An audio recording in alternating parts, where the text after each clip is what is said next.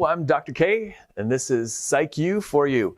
So today we're going to talk about intuition, and we've already talked about heuristics, but I'm going to get into them a little bit deeper and give you a couple of examples of some of the heuristics that we actually use. So what is intuition? Intuition is really kind of that gut feeling that you may have experienced. So a lot of times we can go into a different space. We've never been there before, but we get some information based upon our past experiences that starts to suggest something to us. Maybe it's saying to us that it's an unsafe space. So in that moment, we make a quick decision, right? Based upon that gut feeling. We don't really know a whole lot of detail about what is actually happening there, but there's something that our sensory intake system is kind of bringing in that's suggesting to us that we've seen something like this before and it wasn't a good situation. So that's intuition. A lot of people use intuition. So how many times have you actually gone by your gut instinct? That feeling, a lot of folks, that's how they make really important decisions, is by their gut and what their gut kind of says. And so we can imagine that intuition is really, really helpful. It helps us make quick decisions, but it can also be wrong as well.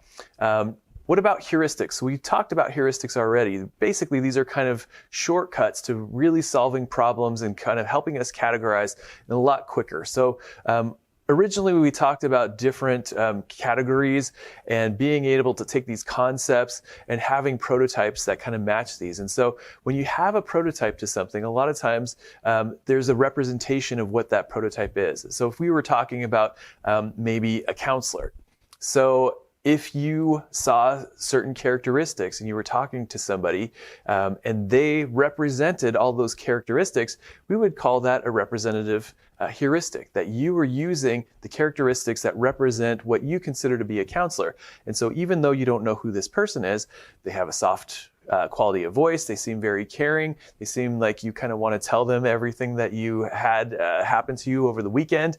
Whatever it might be, all of a sudden it matches counselor, and in your mind, you're already matching them to that prototype of counselor, and they've kind of fallen under that umbrella. So you can imagine that that heuristic can be very helpful because we can make decisions quickly, but at the same time, we could make mistakes because there's a lot of other people who are caring, who you might want to talk to and tell your weekend to, that may or may not be counselors. Your best friend might be an engineer, and yet you still want to do those same things, and maybe he represents the same stuff. So again, heuristics can be problematic.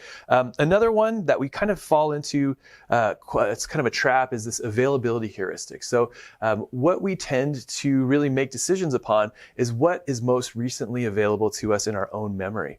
And so if something big happened in the news, so maybe it's like a school shooting or something like that, and all of a sudden you have to go to school the next day. Are you going to be safe?